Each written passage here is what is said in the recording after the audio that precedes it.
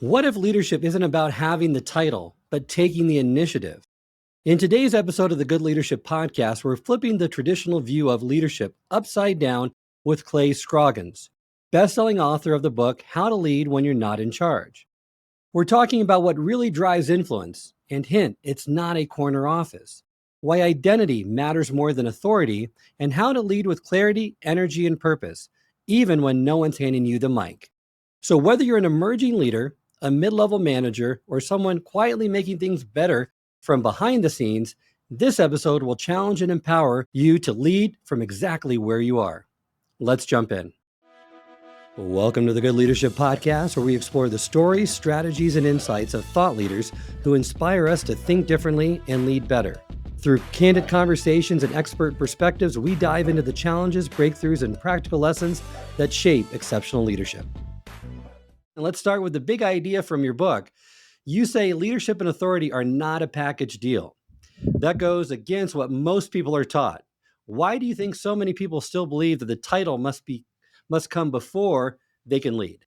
Well, one of the reasons is we grow up believing that, right? As kids, you look at the person who's in charge and you think, oh, well, that's the leader, right? So, I mean, I could go on and on with examples, but it's the principal of the school, the parent, the coach, the teacher, the bus driver, whoever it is. I think as kids, we just grow up believing that. And then the sad part, Charles, is there's a disillusionment that ends up setting in, right? Where when you realize in the job, whether it's your first job or, for me, it was the first time I managed people because I had a team of about 5 and I thought, oh, I'm really going to get to lead now.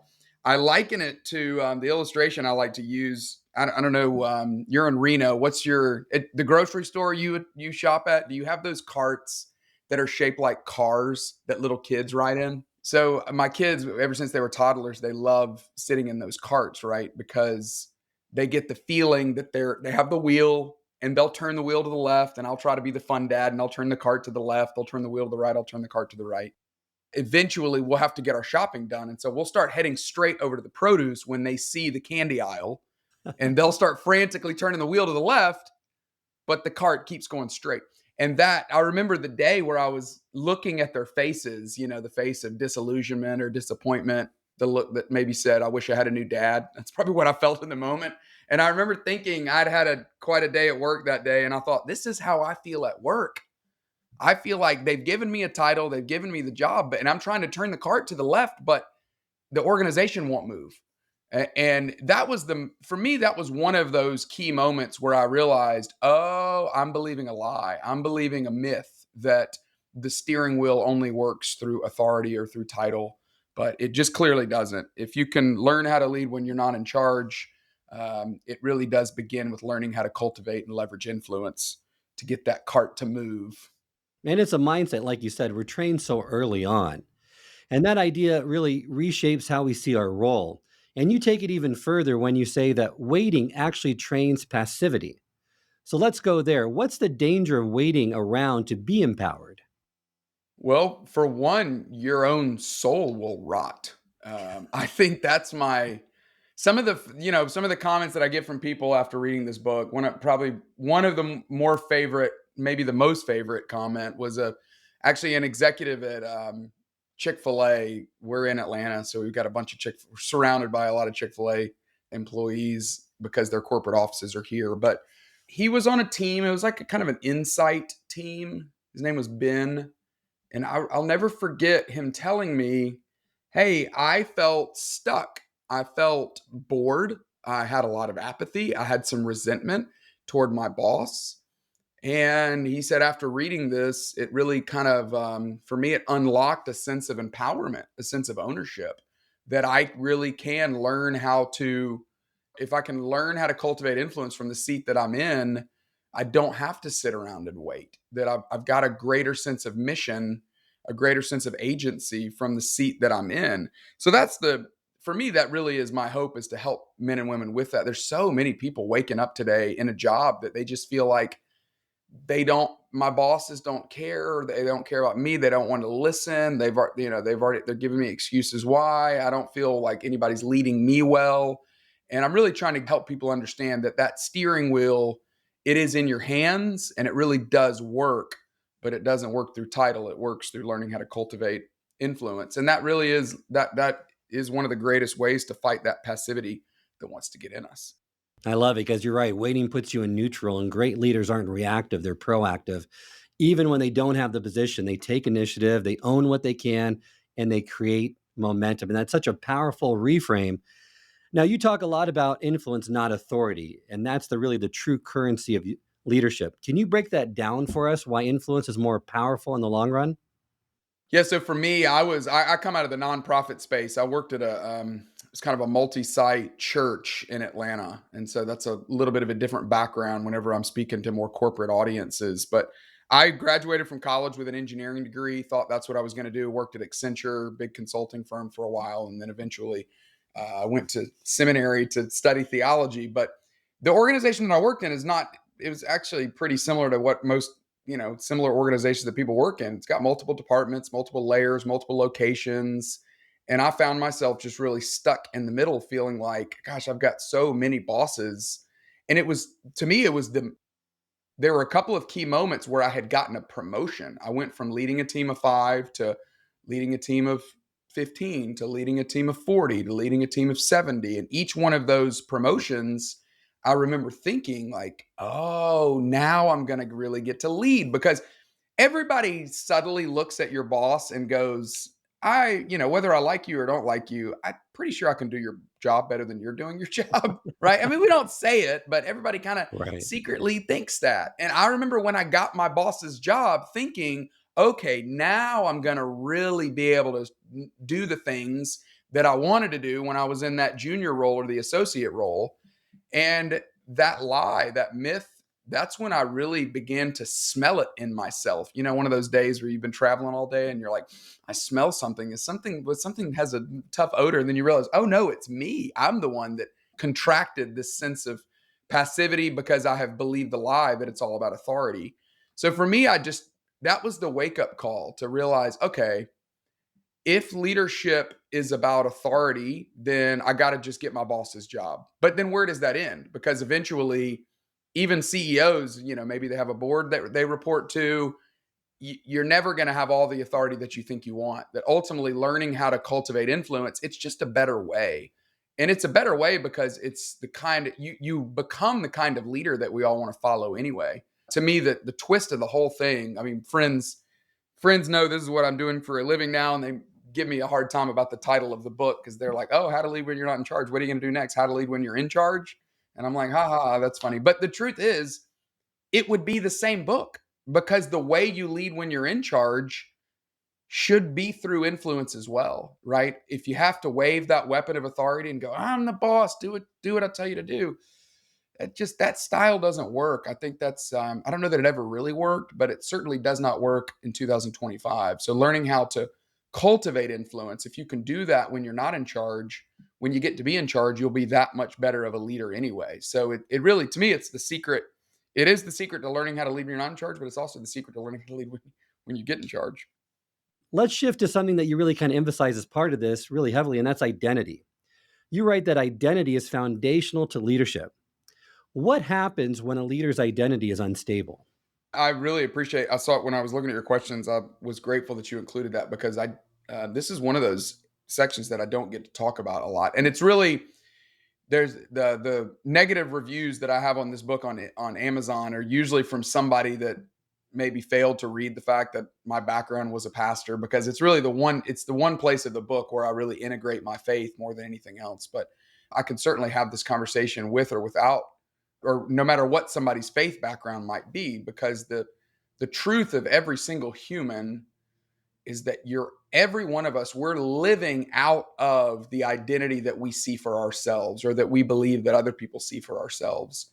And it's the most powerful. It's the reason why I think it was 2016, 17, 18, somewhere in there, that Merriam-Webster or maybe Oxford, one of the dictionaries, named it Word of the Year, because we've had so many conversations and discussions as a society about what identity is. But knowing who you are, knowing that you are a human being, you are not a human doing, knowing that you are not what you do, but your identity transcends your job. I feel like it was such an important, it's a crucial part of this conversation, because if you think, oh, I want my boss's job because it'll make me more important, or I want more influence because it'll give me more value, you're going to, it will distort those distorted or perverted motivations. In the end, they're going to be sniffed out. There, people are going to sense those, that there is a more pure ambition that I think is a healthy way to look at it, but it only comes from an identity that's disassociated or detached from the day-to-day job. And that's not easy to do. I mean, I don't love it about myself, but I feel like in some ways identities become even, I thought the older I got, the easier it'll get. In some ways, the harder it gets, because you get a little bit of success, you get a little bit of a job, you get a little bit of, hopefully more money than you had when you were in your 20s, perhaps. And it's just easier to start placing your identity in things that are fleeting, and things that ultimately won't lead to you being the best version of you, for sure. When insecurity leaks, if your identity shifts based on who's in the room and how people react, your leadership becomes reactive too. But when you know who you are, you're able to lead with clarity, consistency, even under pressure. That speaks volumes. And that really shows people that you are grounded in certain things and you're a strong leader as a result. Now, you break identity down into 5 P's: past, people, personality, purpose, and priorities. Which one of those do you think trips up most leaders? It's probably the priority one, because that's the one where you almost decide, right? I mean, some of the other ones, your past, the people you're around, your family of origin, those are given to you a little bit more. But learning how to have a vision for your own life, which is usually birthed out of a sense of identity. Why am I on earth? What's my purpose? Why did I wake up today, right? Some of those larger existential questions, that's a decision that we've got to make. And I know for me, that didn't come till I was in my probably turning 40, was when I was going through some career transition. 2021, I resigned from the organization that I was working with to really set out on my own to be a full-time speaker, to get to communicate on some of these topics. And that was the first time in my life I'd ever really asked, well, what is it that I want? What do I want to do? What is the vision that I have for my life? And I never had to ask, because I worked for a larger organization that always had one for me.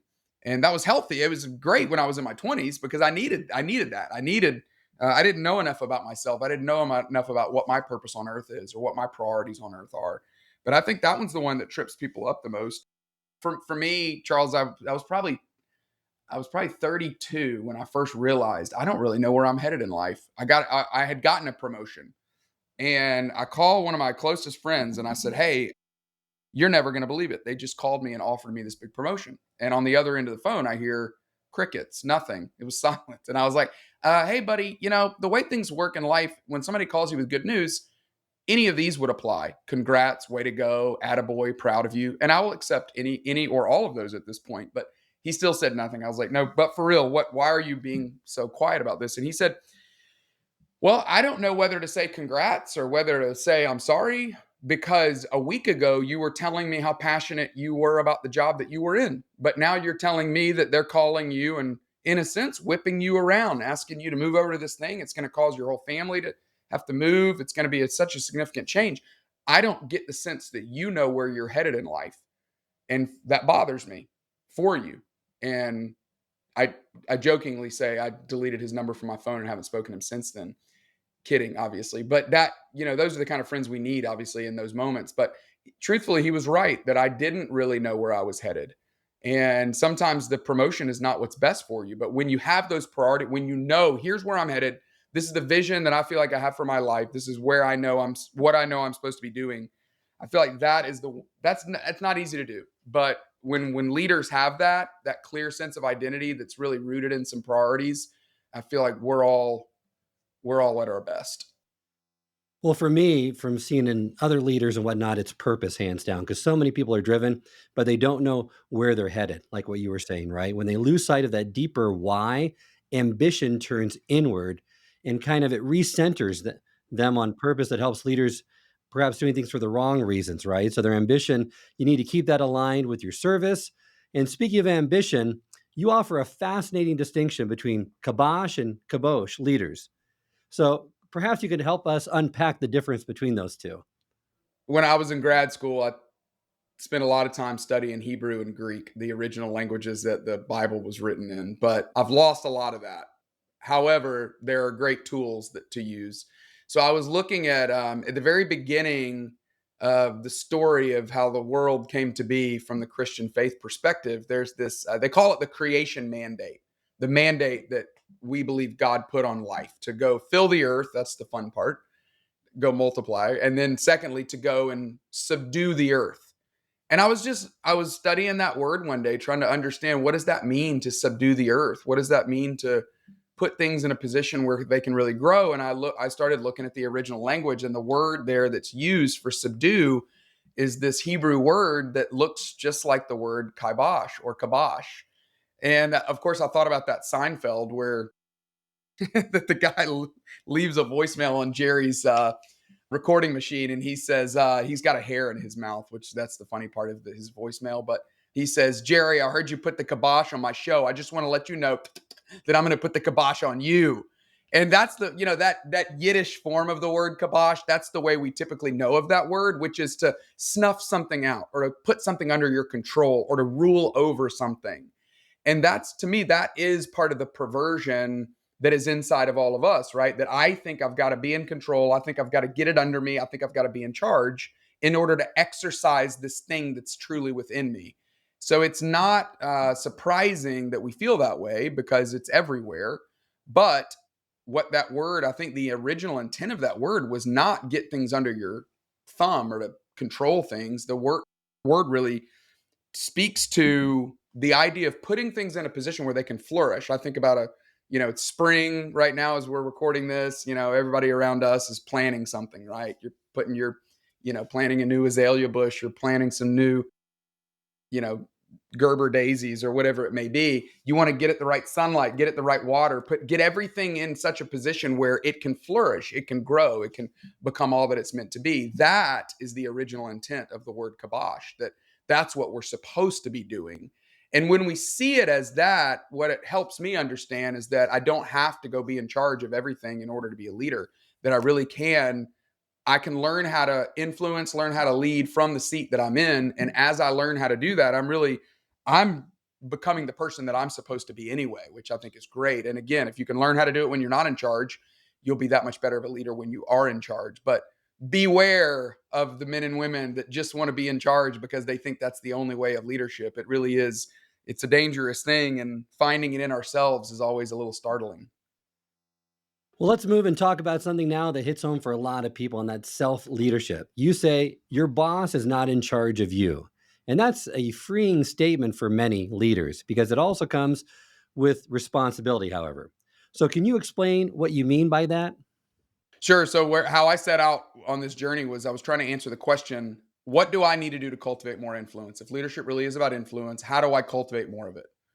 Not to manipulate others, not for just my own good, but is there an altruistic, healthy way to cultivate more influence? So I bumped into these 4 big behaviors that the book really is kind of built around. And the first one is I got to lead myself. Most people, when they think about leadership, we naturally think about everything outside of me, my ability to influence other people, my ability to get other people to do the thing I need them to do to become either who they want to be or to get what I want to get.